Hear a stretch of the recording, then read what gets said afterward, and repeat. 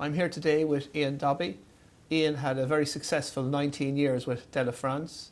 He started off as the UK MD, which culminated in him being the global CEO, 700 million turnover business, and top 10 global bakery business. So since then, he's been in board advisory. Areas of speciality include culture, scaling up, and acquisitions. We're here today to talk about acquisitions because it's getting a lot of traction at the moment. Good to have you here today. Thank you for having me, Dan. Can you give us a bit of a backdrop of your experience with acquisitions? Yeah, sure. So I've been involved in mergers and acquisitions for about the last 10 years. More recently, I've been involved in 3 major acquisitions in the UK, Europe and in Asia, and more recently 2 business disposals. The last one being I led the successful sale of the Wrights Food Group, based in Crewe, to PAI Private Equity, who owned the complete food group, and that transaction was completed at the start of 2022. Okay. And what advice would you give someone who's looking to acquire a business or be acquired? I'd probably break it into 3 sections, Den, which is about targets, preparation, and people, culture and communication. And if I can just elaborate on those 3 sections for a minute.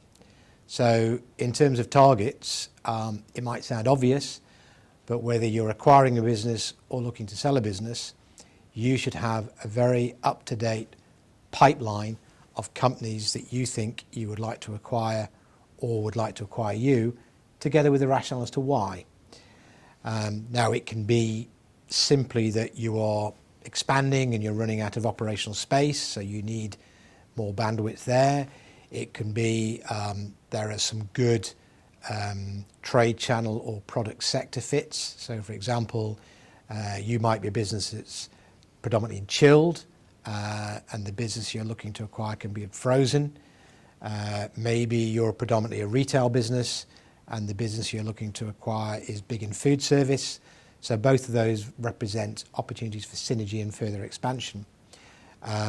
Maybe the company that you're looking to acquire has a complementary range of products that can help develop your business and your brand.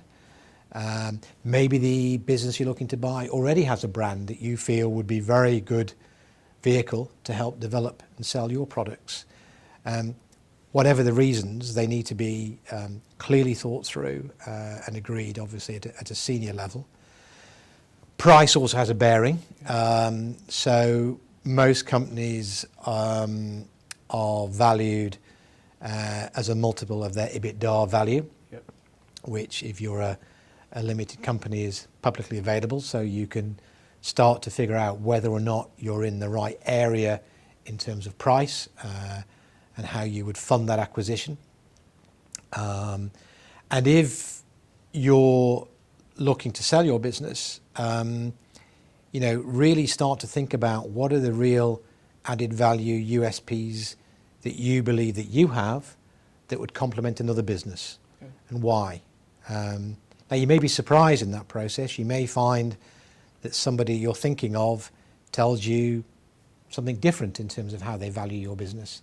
But you should have your own ideas first so that you're clear of what you're focusing on to add value to then eventually be sold. And if you are looking to sell, if you're a private business and it's a family business or a shared ownership business, what role do you want in the future business? Do you want to completely divest? Do you want to retain some share? Do you want to retain management of the business for a period of time and maybe look to perhaps the likes of private equity to put in some funding, but you still retain control for a period of time? Again, all of these things need to be thought through before you go into the actual process of thinking, right, now is the time to sell my business. In terms of preparation, what people tend to forget who haven't been through this is that whether you are, again, buying a business or looking to sell a business, the amount of time and effort it takes is huge. Yeah, imagine. And the bandwidth it takes out of your time and your management team's time is massive.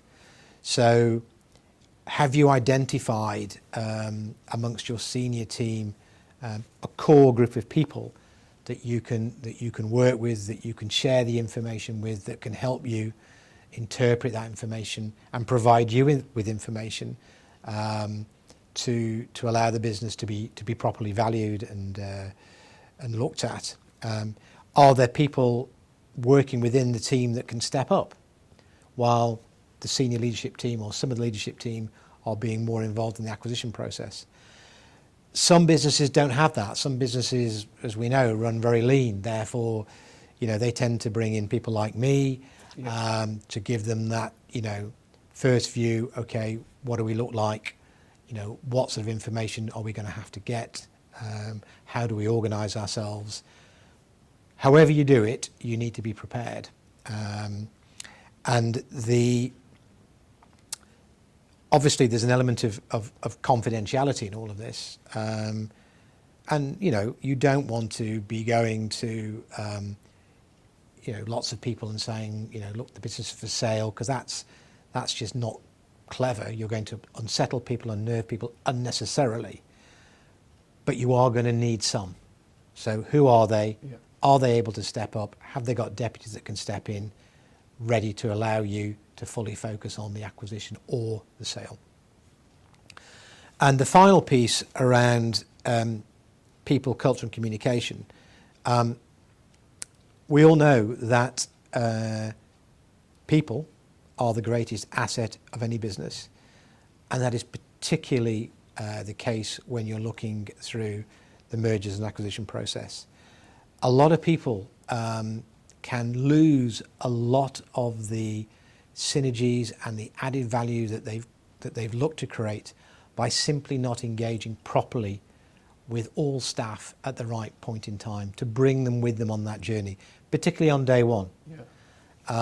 Really on the day of announcement of an acquisition, both leadership teams should come together in a very positive way to speak to all of the workforce about the exciting plans that they have moving forward.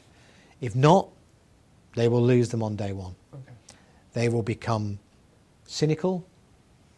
They're probably already worried. In fact, their number one question is going to be, am I going to have a job at the end of this? Yeah. So if you don't start to bring them straight away from day one on that journey, you will lose all of that value. And culture is a big part of that as well. Somebody once said to me when we'd acquired a business, I believe relatively successfully, they said to me, you know what, Ian, there's only 100 miles between our two sites, but culturally we are 100,000 miles apart. Wow. And the point about that is, each business has its own culture, good, bad or indifferent, but do not underestimate bringing those cultures together. Yeah, it's incredibly difficult under that environment of all that concern and stress of going through what you've gone through. To then bring everybody together under one culture is no mean feat. So again, this is where the people element and the communication element become key. Communication is not about just day one, we're happy to be here and we've bought this business. It's day 2, it's day 3, it's day 4. It's constantly telling people what's in it for them. What's the benefit here? What's the bigger picture benefit? Job security, whatever it might be, opportunities in a bigger business. Keep hammering home those messages constantly. Because at the end of the day, it's important that everybody feels a part of this new journey and that you don't lose people on day one. That's great advice. You've been at both ends of the acquisition. Do you have a preference? I don't have a preference. I would answer that in the sense of whether you've been acquired or whether you've been part of a sale process, whatever. Do not walk around with your head in the sand pretending it never happened. because it just doesn't suit you. And I know people don't like change, Yeah. but you've got to be realistic. It's happened. And nothing you say or do is going to change it. Yeah? So, in fact, my advice would be proactively embrace it. Yeah. Embrace the change. Even if it feels a bit scary, even if you're not quite sure. Because you know what? If you do that, and you do that in the right way, it could just turn out to be the best career move you've ever had. So totally embrace it would be my advice. Well, that's great insight. Thanks for that. And thanks for your time. If you'd like to hear more, get in touch. Thanks. Thank you.